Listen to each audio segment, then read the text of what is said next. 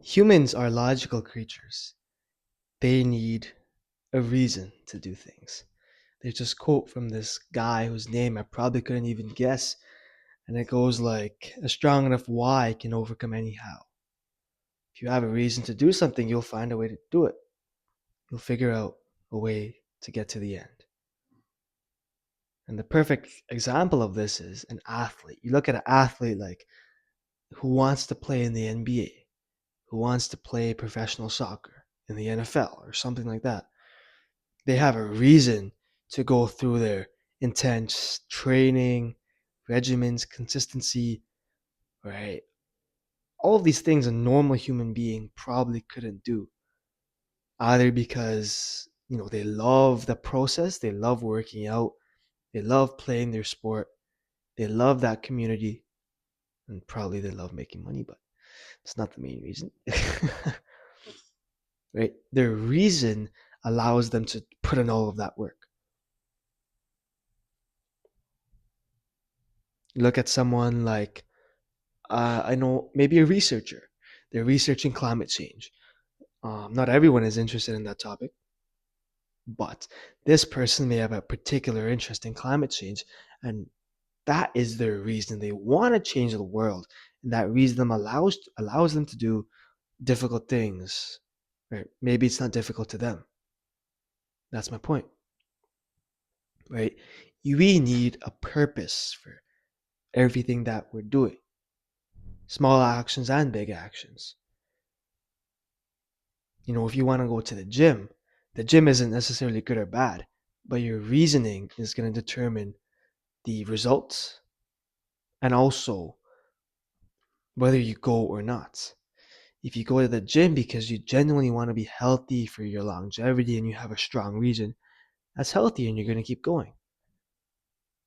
But if you have a bad reason, like, I don't know, you hate your life and the gym is your escape, at least you're going to the gym. It's better than doing drugs, but you you should focus on your life. You should focus on those emotions that you are feeling. And so you can have a reason, but your reason can also be good or bad. An evil person, a hero, and a villain often have the same reason. No, wait, what? I'm not sure how that quote goes, but a hero and a villain both think they're doing the right thing. The villain is just tainted by society and is probably killing people and shit and is probably doing the bad thing. But the reason for all of this, now that we know that we've established that we need a reason to do things, it's important that we ask ourselves while we're doing things why we're in that mode. If you have a desire to go eat a cookie, why do you want that cookie? If you have a desire to go to the bathroom and do some lustful shit, why do you have that desire? And you go down that rabbit hole. I want a cookie because I have a craving. That craving, what do I seek from getting a cookie? Oh, I just want to get rid of the craving, the sugar.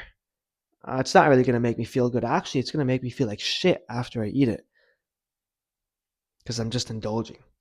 And so, you know what? Because I asked myself what the reason was between before that how, I actually stopped myself from doing something that wasn't really aligned with who I am or wasn't really healthy for me.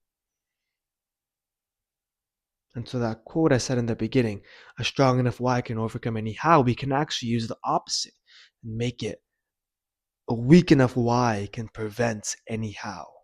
Ooh, ooh. Call me a philosopher the way I be making quotes. Shit. Right? And so whenever you're doing an action, whenever you have a thought, whenever you have an emotion, don't only look at why do I have that thought, but also look at why do I have a reaction to that thought. When I feel anger, why do I lash out? Or why do I shut down? Or, why do I, if you're a guy watching this video, maybe it's like when I feel sadness, what happens to me? Why do I feel that way? Right? and really getting those reasons, really having that intentionality in your life. So you're not just living on autopilot, so you can build your life how you want to build your life. You can do the things that you genuinely like to do, because that's very important. You obviously want a lot of the things in your life to be your own choosing, your own liking. And if you don't have that, I think that's a big problem. You should live your life how you want to live it.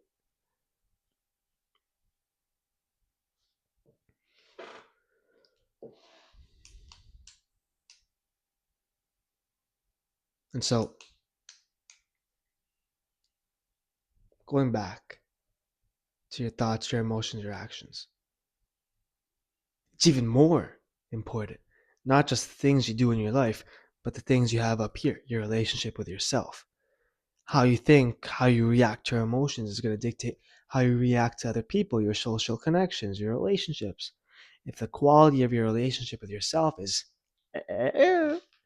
how are you going to have a high quality relationship with another person that's like, you know what I mean? And so asking yourself why helps in that sense too. You create a better relationship with yourself. Now I'm trying to give you reasons, a strong enough why to have you reflect on yourself, to have you improve your mindset. Because your mindset is a habit. And I want you to consistently, if you made it this far into the video, I want you to consistently reflect, to improve, to have a better relationship with yourself, which will in turn have a better relationship with your emotions. So you can really dictate, not dictate your emotions, but dictate your reactions.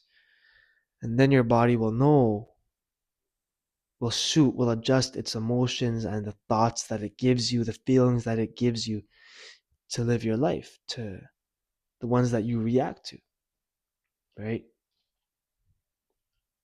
And so create that relationship with yourself.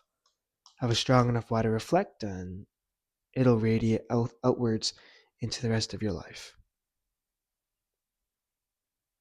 If you really want to do something, or you really don't want to do something,